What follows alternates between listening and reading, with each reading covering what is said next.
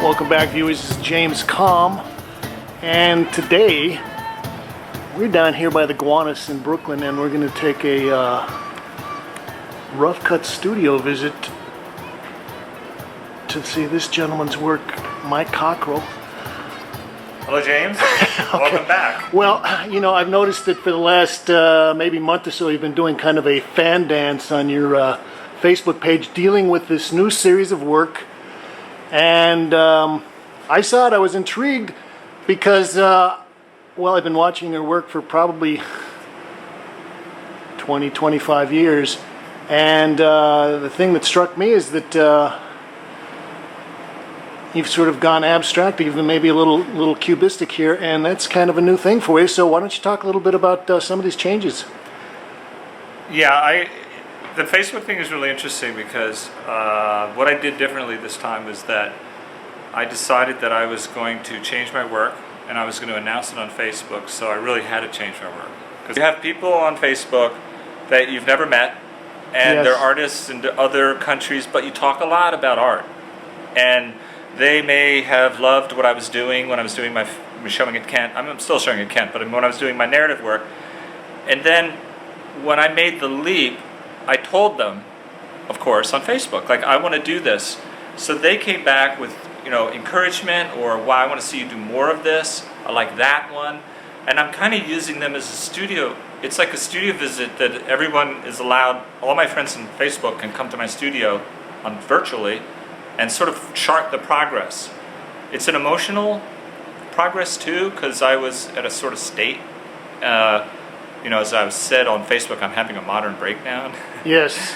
And it's like reaching out a little bit to the art community, saying, look, I need to just do this, and what do you think? And the feedback's been great, but I was really at my wit's end. I just started to really hate my work. And so I said, I've got to change it. I'm going to change my work. I'm going to break it down. I'm having a modern breakdown. And so I... Middle-age crisis, something like that? I was having an art crisis, and I showed these fragmented... This is the first one. Okay. And I said, I'm going to break my work apart. Really, it was really about just really breaking it apart. Well, I think that we've even talked in the past that you'd said, though, you had sort of played around with abstraction when you were a student and other things, and somehow it just didn't work for you. And I know that you'd studied at the Pennsylvania Academy, so in a lot of ways you're a trained academic painter. The thing about the Pennsylvania Academy is that it wasn't as academic when I went there as I think it may have become. And there was a real Greenbergian, abstract, formalist thrust in the school. And even though I was painting like Edward Hopper and kind of in the realist side, Thomas Eakins tradition. Right, that is the kind of the tradition of the Pennsylvania Academy. All my teachers were the Greenbergian abstract, well, not all of them, but half of the faculty and half of the students had the canvases on the floor, and they were all making Diebenkorns and Rothkos. Stain paintings. Stain paintings, taping them off, making lines. And the truth is, I always loved de Kooning, Pollock, Picasso. High modernism is my favorite art. But I didn't know what to add to it.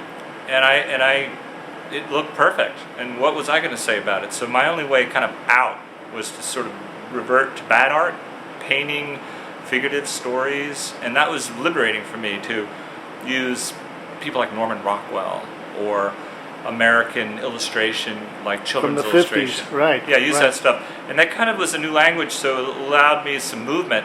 But I felt like I'd kind of exhausted it for myself.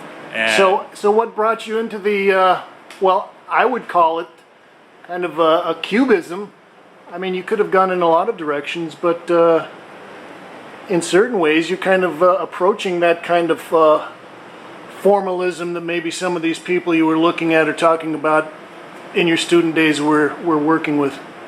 Although you haven't totally gotten away from it in certain ways, it's kind of a pastiche because you have sections that are more totally abstract played off against kind of your figurative standard stuff that you've been doing for a while.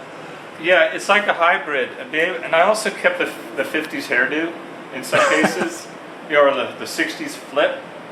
And although and inside that, is this deconstructed face, because I wanted to sort of get away from doing the I know how I can paint a pretty face, a pretty girl's face, and I was sort of tired of that, and I wanted to get out of it. These are on top of other paintings. That's mouth is left over from a mom and a boy, and it was in my show at Kent Gallery, but I painted over it. So almost all of these are painted over top of earlier works. So that was kind of fun. You know, there is a kind of a aesthetic hegemony in New York that they believe if you're not painting abstract, that you're not really part of the New York scene. So there is a kind of there's a certain kind of courage that it requires to go ahead and do this. And I know that you know, you were part of the East Village scene and that whole thing that was going on in the 80s with neo-expressionism and bad painting and new figuration and all that stuff. Yeah, I was. So, but there's still a kind of a courage that it requires to keep doing that.